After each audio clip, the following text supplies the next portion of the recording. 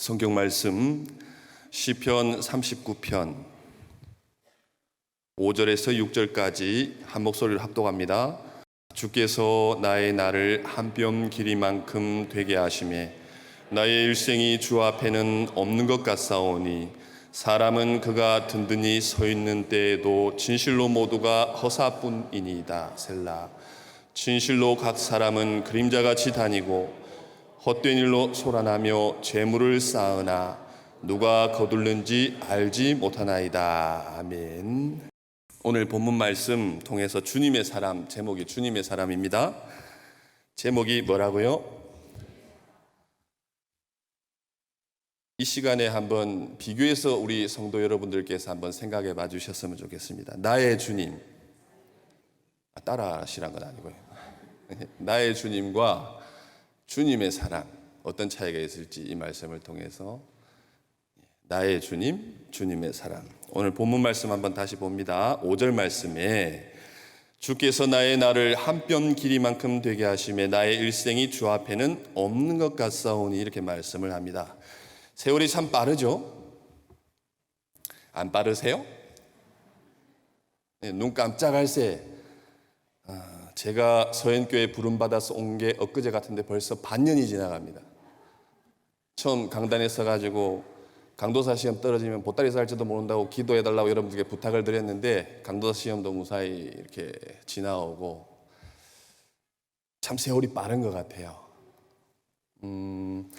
그래서 우리 이렇게 이야기하실 때 이제 40대이신 분들은 세월이 시속 40km 같다고도 말씀하시고, 그러면 50대신 분들은 50km, 60대신 분들은 60km, 70대신 분들은 80대신 분들은 그만큼 빠르다고 그러세요. 그래서 오늘 본문 말씀에도 다윗이 고백하기를 주께서 나의 날을 한 뼘 길이만큼 되게 하시매 이렇게 고백을 합니다.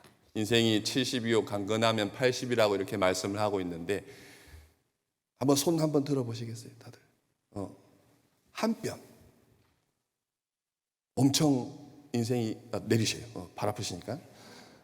짧아요, 짧아. 눈 깜짝할 새 지나가고.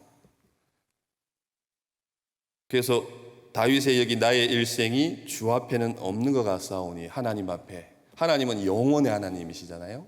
그 하나님 앞에 없는 것과 같다 이렇게 고백을 합니다.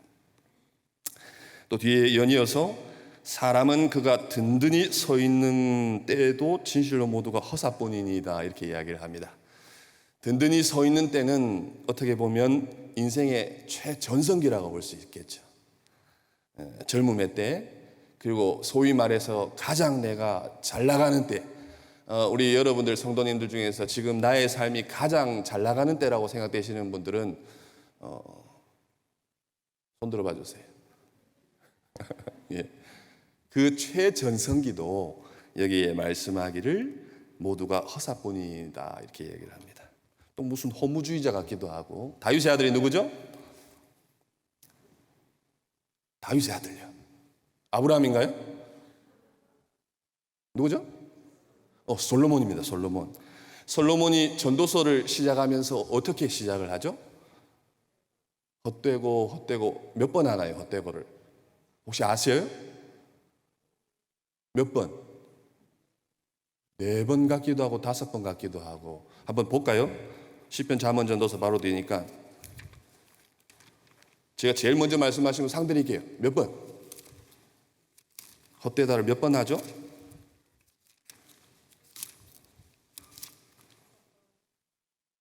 누가 5번이나 하셨어요? 집사님, 기대하셔요. 상드릴게요. 다 같이 읽어봅니다. 2절 시작. 헛되고 헛되며 헛되고 헛되니 모든 것이 헛되도다 이렇게 이야기를 하고 있죠. 요즘 날씨가 어떻습니까? 춥습니까? 몸이 컨디션이 안 좋으시거나 좀 연세가 드셨으면 저 새벽기도 운행하니까 저는 밤에 더욱 덥더라고요. 몸에 열이 많아가지고. 근데 요즘 새벽에 좀 서늘해가지고 전기장판 쓰시는 분들도 계신다고 그러더라고요. 몸이 차올 수 있어요. 근데 전반적으로 지금 계절이 여름이니까 날씨가 어떻습니까? 더워요, 더워. 근데 그중에 추우신 분들도 계시고 또 더운 분들도 계시고 그러면 더울 때 어떻게 표현하나요, 보통? 이렇게 표현하시는 분들 계세요. 매우 덥다. 이렇게 표현하시는 분 계세요? 매우 덥네. 이렇게 표현 안 하고 덥다, 덥다, 덥다, 덥다, 진짜 죽을 같이 덥다, 덥다 계속 반복하잖아요. 여기 헛되가도가 5번 나온 것은 그만큼 솔로몬이 강조를 하는 겁니다. 인생이 성공해도 최전성기에 있어도 헛되고 헛되다는 거예요. 또 본문 말씀 돌아오셔서 6절 말씀, 진실로 각 사람은 그림자같이 다니고 헛된 일로 소란하며 재물을 쌓아나 누가 거둘는지 알지 못하나이다, 이렇게 말씀을 합니다. 인생이 그림자와 같다는 거예요. 그림자는 존재합니다. 그러나 실상은 아니에요. 울산 인구가 몇 명이나 되죠? 얼마죠? 110만 정도 된다고 그러시네요. 뭐 90만 얘기하시는 분들 계시고 좀 차이가 나네요. 90만, 110만, 좀 20만이나 차이가 나는데, 여러분들 저희가 울산에 지금 행정으로 이렇게 소속이 되어져 있는데 한 몇 명이나 아셔요? 나는 울산 인구를 한 몇 명 정도. 그래서 제가 한번 생각을 한번 해봤습니다. 저는 과연 울산에 와서 몇 사람이나 할까? 여러분들 알아요. 여러분들도 저 아시죠? 오늘 처음 보는 거 아니시죠? 그런데 매일 일상생활을 되돌아보면 이제 교회에 이렇게 사역하러 나오고 하니까 교육자들 만나고, 또 신방을 가게 되면 또 성도님들 만나고, 집에 가면 집사람 만나고, 그러니까 한 110만, 100만, 90만 되는데 제가 과연 울산 사람을 100명은 알까요? 100명은 알 거는 같아요. 그러면 나머지 109만 맞나요? 9만 9,900명인가요? 몰라요. 그분들과는 저하고는 그림자 같은 거예요. 어디서 뭘 하시는지 몰라요. 그래서 이 인생이 내가 막 다 아는 것 같고 모든 걸 다 할 수 있는 것 같지만 모르는 것 투성이에요. 제 속에서 무슨 일이 일어나는지도 몰라요. 속에서 뭐 암이 생기는지. 그림자와 같다는 거예요. 예전에 제가 중학교 다닐 무렵에 보디가드라는 영화를 본 적이 있어요. 혹시 아세요? 그 흑인 여자가 나와가지고 여성이 나와서 노래를 부릅니다. 엔다 이렇게 정확히 기억이 안 나는데 그런 노래를 불렀어요. 그래서 제가 오랜만에 기억을 더듬어가지고 찾아보니까 휘트니 휴스턴이 있더라고요, 이름이. 들어보셨어요? 다 같이 한번 불러볼까요?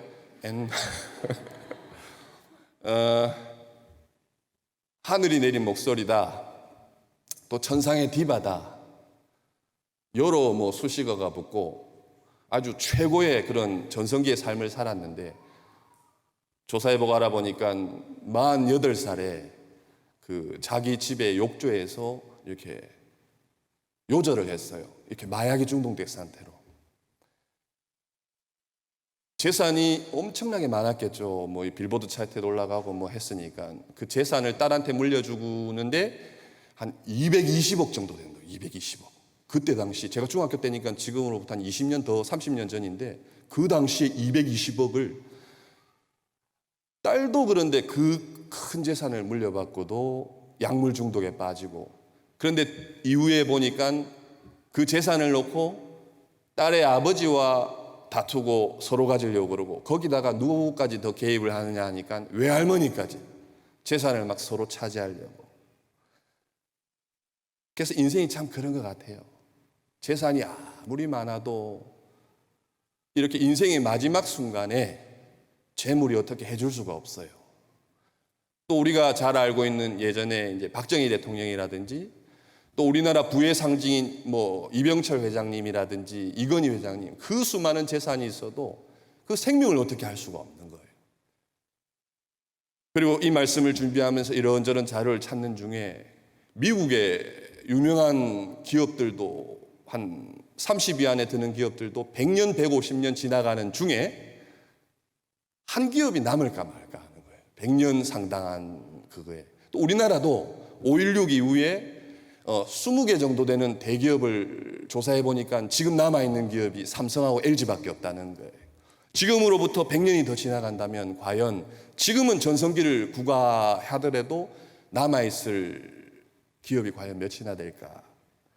그래서 아무리 자신한들, 아무리 큰 소리친들, 재물과 권력이 남들보다 아무리 많아도 인생은 성경 하나님의 말씀이 가르치기를 여기에 다 그림자 같고 또 헛되고 허사뿐이라고 이야기를 합니다. 6절 가운데 보면 헛된 일로 소란하다는 말씀이 나옵니다. 소란을 히브리 원어로 한번 찾아보니까 이건 제가 기억에 남아가지고 하마더라고요. 하마 아시죠? 물 먹는 하마도 있잖아요.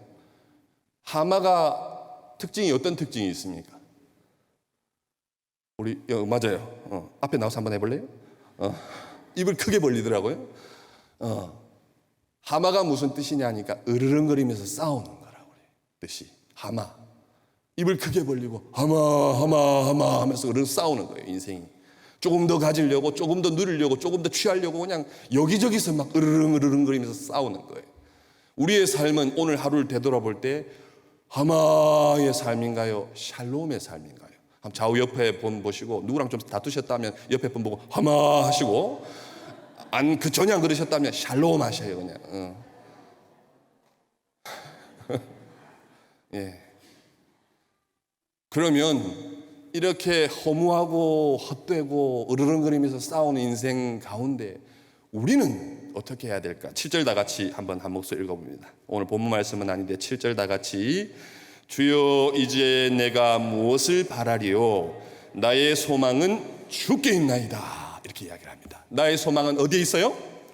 다시 한 번 더 우리의 소망은 어디에 있어요? 그래서 제목을 주님의 사람이라고 한번 소망이 주께 있는 사람 주님의 사람 세 가지 말씀드립니다. 주님의 사람 첫째는 한번 같이 고백하실까요? 여기에 주님의 사람이 되려면 첫째 테바의 사람 따라해 주세요. 테바의 사람 어떤 사람일까? 테바가 히브리 말입니다. 히브리요. 창세기 6장에 보시면 노아의 방주가 나오죠. 노아의 방주. 또 출애굽기 2장에 보면 아주 건장한 아기가 나옵니다. 그 아기가 갈대상자에 몸을 싣고 나일강 하수에 이렇게 떠내려 가는데 누구죠? 방주. 갈대상자가 원문의 성경에 보니까 테바예요. 테바. 방주는 크기가 얼마나 할까요? 엄청 크겠죠. 그래서 성경 6장에 보면 몇 규빗 나오는데 그걸 오늘날로 환산해서 보니까 축구장보다 더 크대요. 그러면 엄청 큰 배죠. 120년 동안 노아가 지었어요. 방주를. 이제 세월이 시간이 지나가지고 하늘에서 하나님께서 물로 심판할 거다. 그래서 배를 만든다. 세상 사람들은 다 조롱을 합니다. 노아 할아버지 제정신이 아니다. 이렇게 햇볕은 쨍쨍 화창하고 한데 어떻게 하늘에서 비가 그렇게 오겠냐? 누가 뭐라고 그래도 하나님의 말씀을 받았기 때문에 노아는 누가 손가락질하고 비난하고 멸시하고 욕을 하고 뭐 미쳤다 돌았다고 이렇게 소리를 들어도 하나님의 말씀을 받았기 때문에 말씀에 대한 확신이 있으니까 노아는 묵묵하게 방주를 만듭니다. 그 방주가 테바예요. 나무로 만든 방주.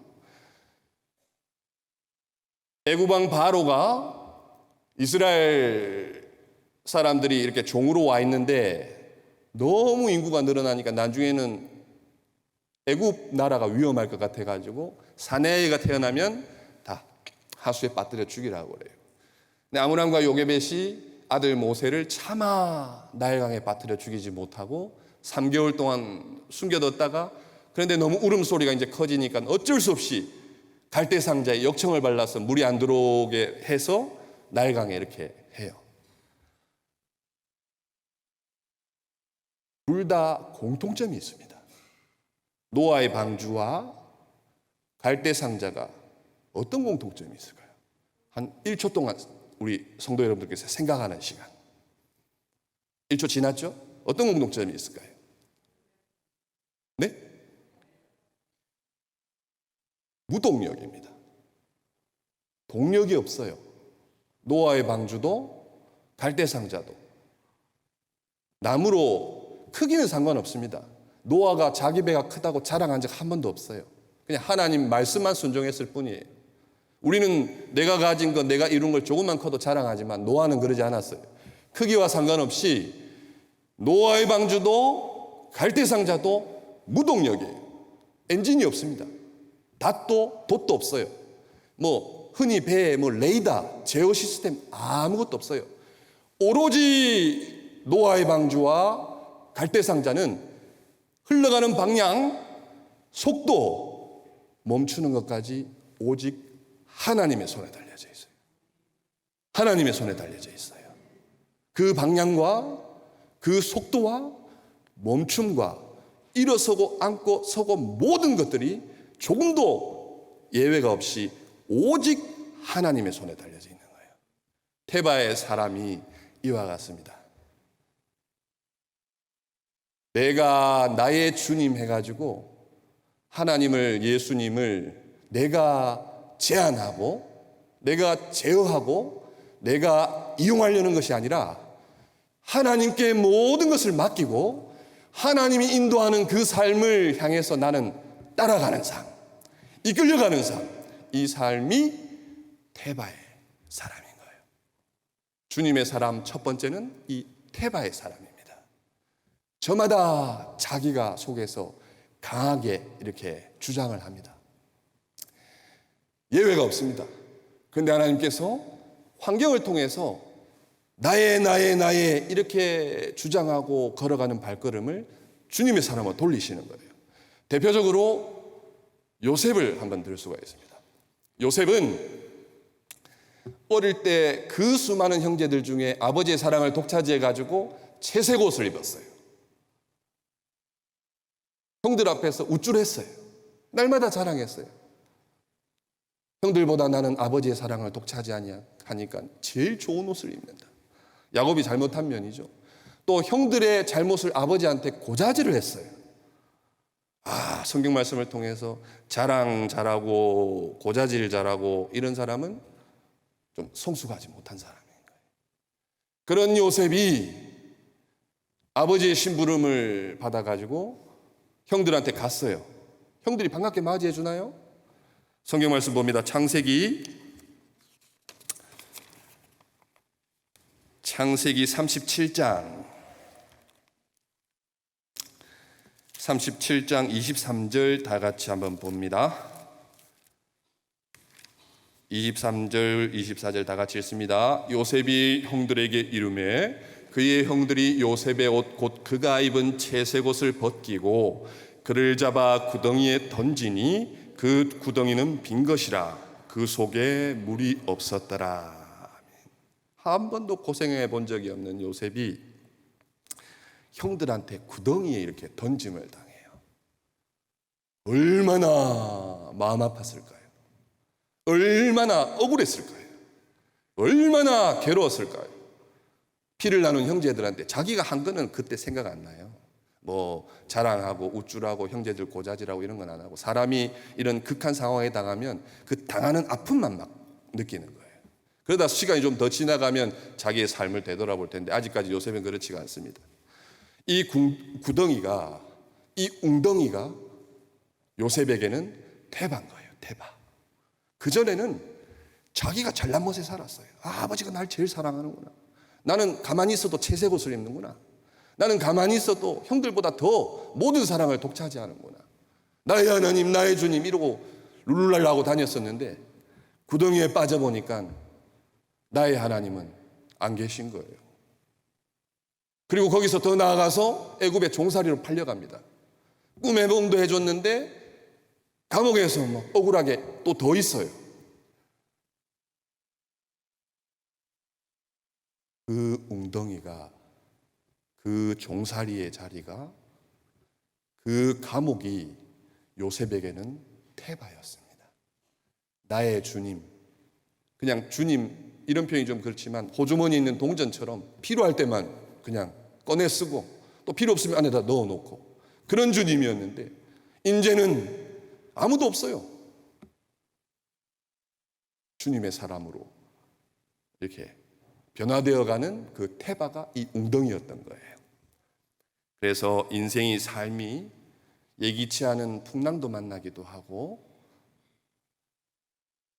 또 생각지 않았던 사망의 음침한 골짜기로 들어가기도 하고 또 깊은 웅덩이에 빠지기도 하고 아무도 내 편은 없는 것 같고 그곳이 하나님께서 가장 나에게 우리에게 필요하기에 우리를 가다듬어 주시기 위해서 우리를 새롭게 고치시고 빚어주셔서 하나님의 사람으로 주님의 사람으로 세워주시려고 보내주신 테바인 거예요. 그러면 그 테바에서는 우리는 뭘 해야 될까? 다 맡기면 됩니다. 어떻게 하면 된다고요? 방향도 맡기고 속도도 맡기고 멈추는 것도 맡기고 내가 하려고 하지 말고 이스라엘 민족도 광야길 걸어가면서 구름기둥 불기둥이 인도하면 따라가다가 멈추면 그곳에 서고 그것만 하면 돼요. 우리는 그것이 테바인 겁니다. 두 번째 한번 또 따라해 봅니다. 엑소도스의 사람. 어떤 사람요? 이 말도 히브리 말인데 엑소도스가 합성어입니다. 에크, 밖으로란 뜻이에요. 호도스, 길이란 뜻입니다. 그래서 엑소도스가 합쳐진 합성어예요. 무슨 뜻이죠? 그럼 밖으로 길이에요. 밖으로 나가는 길이에요. 엑소도스가 출애굽기를 엑소도스라고 또 그럽니다. 창세기는 제네시스라고 그러고 노예 생활로 이스라엘 민족이 있었는데 거기서 탈출한 걸 엑소도스라고 그래요. 이스라엘 민족이 애굽에서 나오게 된 것은 하나님의 전적인 능력이요 은혜였습니다. 10가지 재앙을 하나님께서 내리셔서 이스라엘 민족은 손 하나 까딱 안 하고 애굽에서 나왔어요. 나왔는데 앞에 홍해가 가로막고 있었어요. 뒤에는 애굽 병사들이 추격해 왔습니다. 홍해를 어떻게 건넜나요? 헤엄쳐서 건넜어요? 그러면요, 한번 어떻게 건넜어요? 물 위를 걸었어요? 그럼 베드로입니다. 지금 집중하셔야 됩니다. 물 위를 걸은 사람은 베드로예요. 홍해를 어떻게 건넜죠? 네?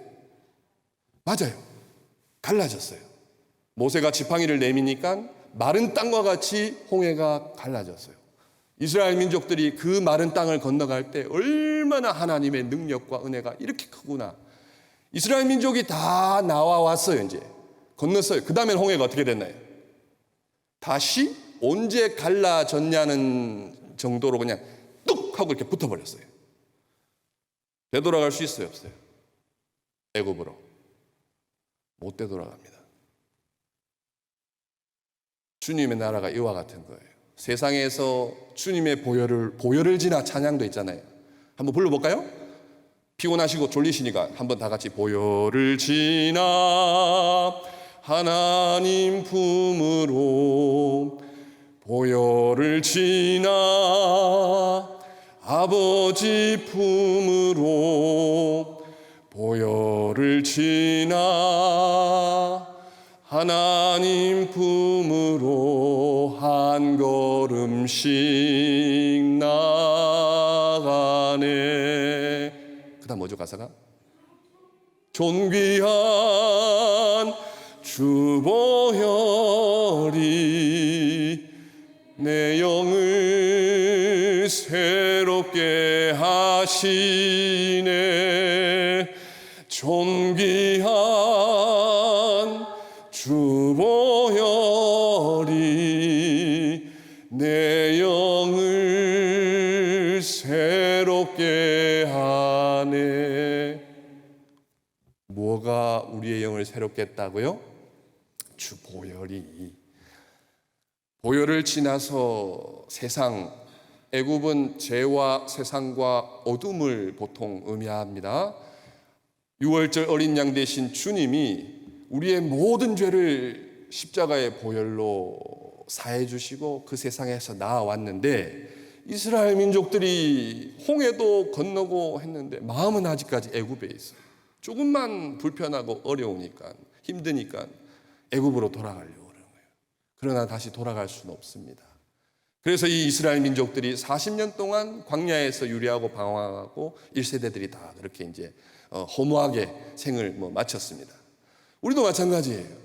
보혈을 지나서 주님의 보혈의 공로로, 사랑으로, 능력으로, 은혜로 이 세상에서 건짐을 받아가지고 교회로 왔는데, 내 마음은 아직 세상이 가득해요. 애굽이 가득해요.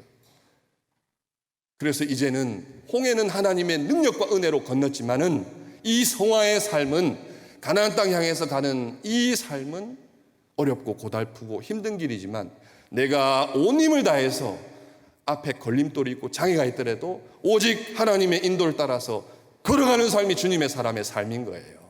걸어가는 것이. 그래서 엑소도스, 또 엑소도스가 어떤 의미가 있냐 하니까는 또 찾아보니까 퇴장의 의미가 있습니다. 지금 내가 이 스포트라이트를 받아요. 제가 이 설교단에 서면 불빛이 되게 환합니다. 저 불빛이 되게 환해요.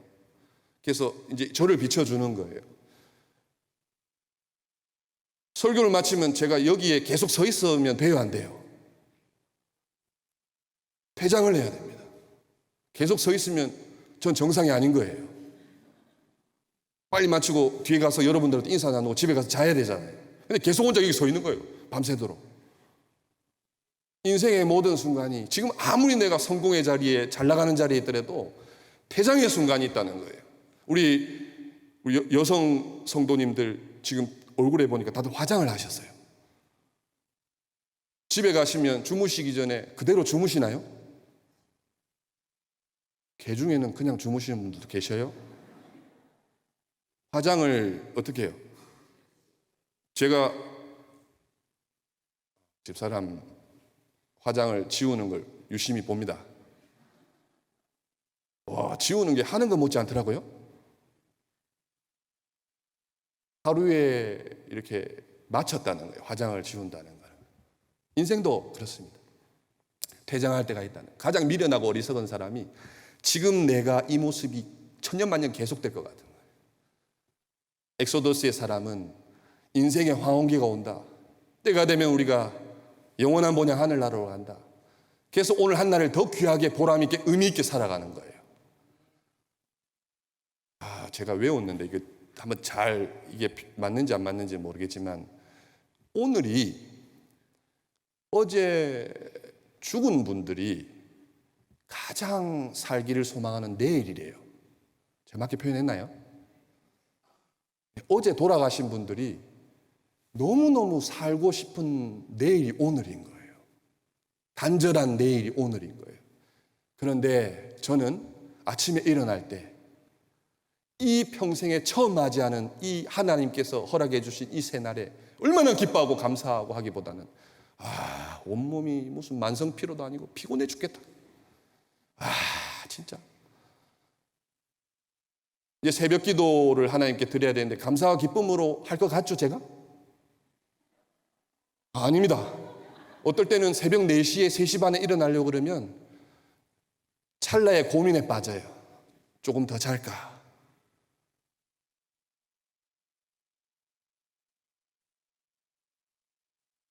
오늘이 그만큼 귀하고 복된 날인 거예요. 또 무슨 의미가 있느냐? 엑소도스는 별세의 의미가 있습니다. 누가복음 9장에 보시면 그 변화산이 나와요. 변화산. 예수님이 제자들을 데리고 가가지고 변화산에서 누굴 만나죠? 누굴 만났나? 복덕방 할아버지를 만났어요? 모세도 만나고, 또 요새 복덕방이라는 표현 안 쓰죠. 부동산이라고 표현을 하죠. 베드로가 그 모습을 보고 예수님이 변화된 모습을 봤어요. 그게 변화산이에요. 그리고 모세와 이사야 맞나요? 엘리야 죄송합니다. 엘리야. 너무 은혜가 되는 거예요. 그래서 이곳이 좋사오니 초막을 짓고 여기서 있겠다 그러는 거예요. 예수님 내려가자고 그러는데, 이 엑소더스는 삶이 변화되는 거예요. 아까 찬송가도 나 이제 주님의 새 생명 얻은 몸. 우리는 죽음이 사망이 아닙니다. 사망의 고통이 아니에요. 영원한 하늘나라를 들어가는 새로운 관문인 거예요.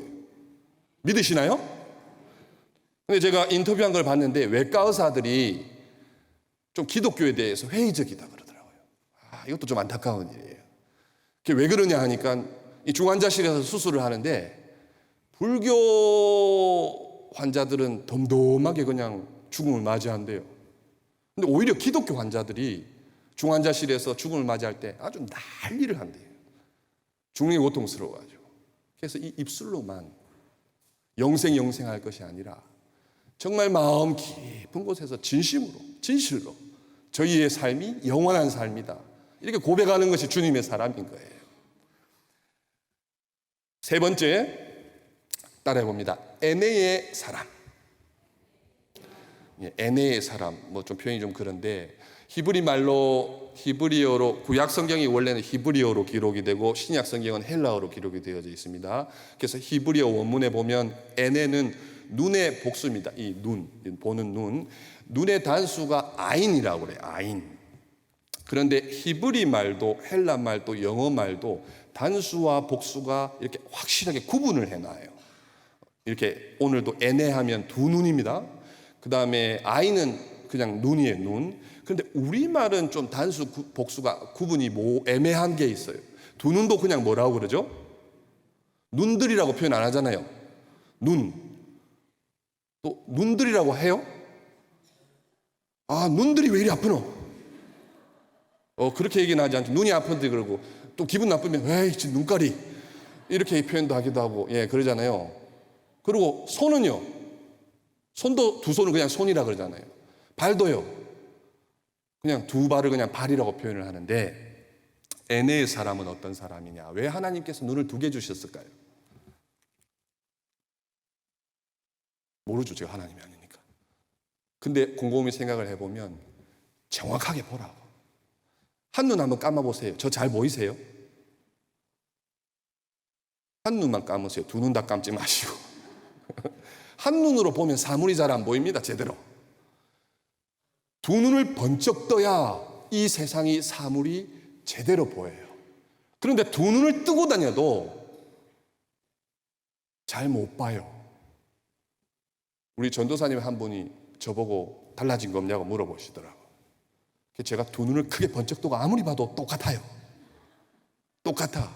저는 이 두 눈을 번쩍 떠도 동태 눈인 거예요. 근데 전도사님은 뭔가가 달라지셨는 거예요.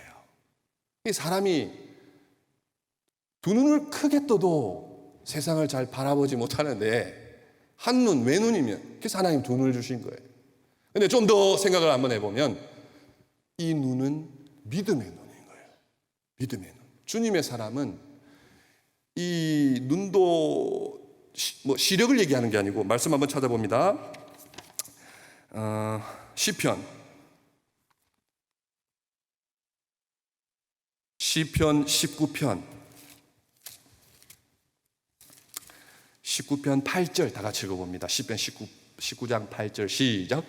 여호와의 교훈은 정직하여 마음을 기쁘게 하고 여호와의 계명은 순결하여 눈을 밝게 하시도다. 잠깐만 말씀 띄워주세요.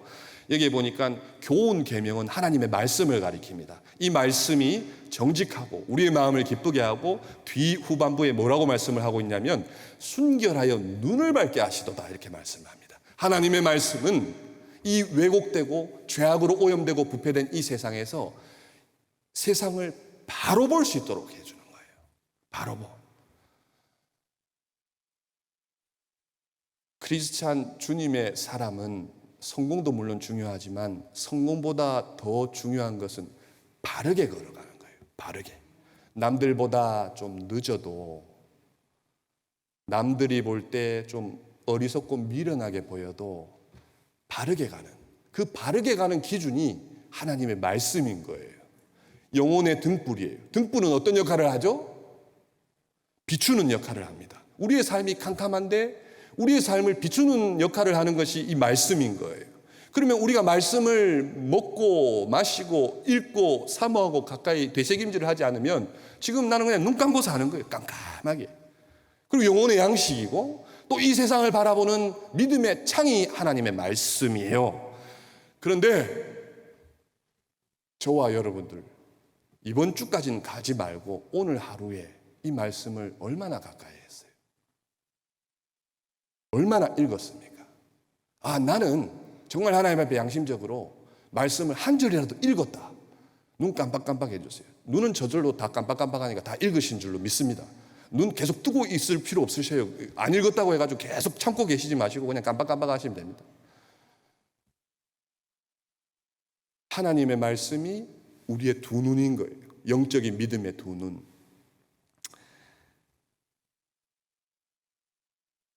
여리고 정탐 갔을 때도 10사람은 외눈이었어요. 믿음의 눈이 외눈이었어요. 그래서 하나님이 가나안 땅을 정복해 주시라는 그 말씀이 눈으로 보이지가 않았던 거예요. 그러니까 환경만 현실만 보이는 거예요. 그래서 정탐 갔더니 거인들만 잔뜩 있으니까 저기 들어가면 우리는 다 죽는다.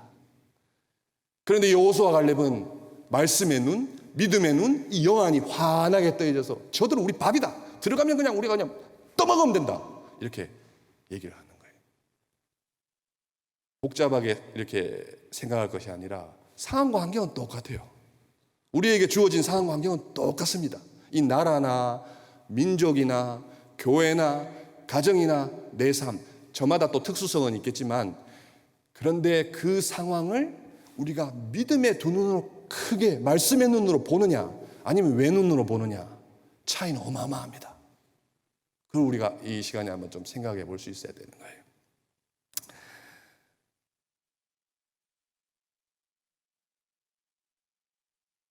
남자가 사랑에 빠지면 이 머리에서 도파민이 나온다고 그래요. 이게 뭐 맞는지 안 맞는지는 모르겠지만 그래서 그 사랑하는 여인이 너무 그냥 사랑스럽게 보이는 거예요. 그래서 결혼도 하고 그러나 그것은 착각이라는 거예요. 저도 착각해서 결혼을 한 거고 착각해서 깨어나고 보니까 어쩔 수 없고 그래서 결혼 전에는 두 눈을 크게 뜨고 결혼하고는 그냥 눈을 한쪽 눈만 뜨라고 그렇게 어른들 얘기하시는데 반대인 거예요.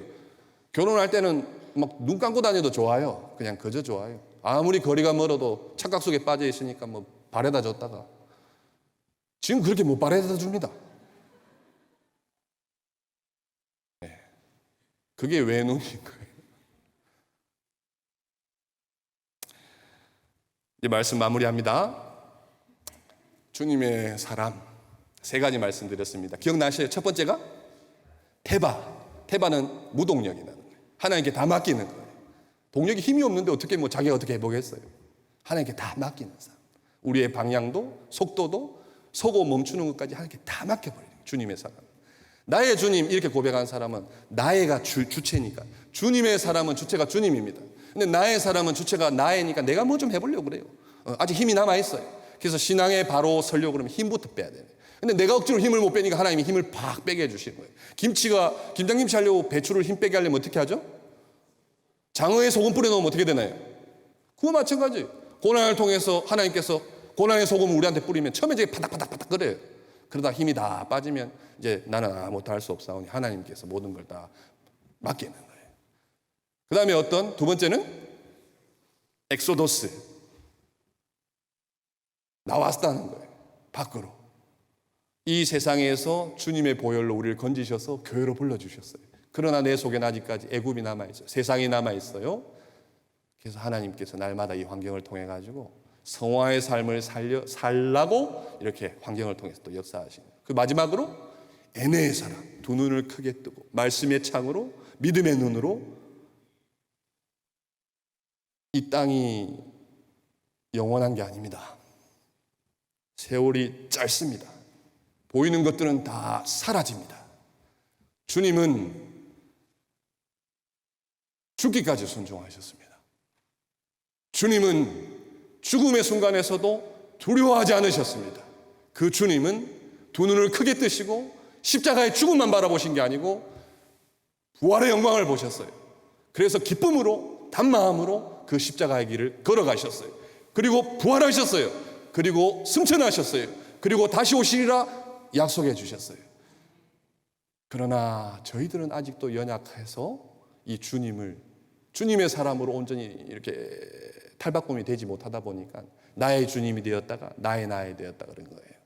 그런데 오늘 말씀을 통해 가지고 잠시 잠깐 왔다 가는 나그네와 그림자와 같은 인생 속에서 내가 아무리 연약하고 아무것도 가진 게 없더라도 이런 나를 통해서 영원한 하나님의 섭리를 해나가시는 그 역사 속에서 많은 믿음의 신앙의 결실이 있기를 주님의 이름으로 소망합니다.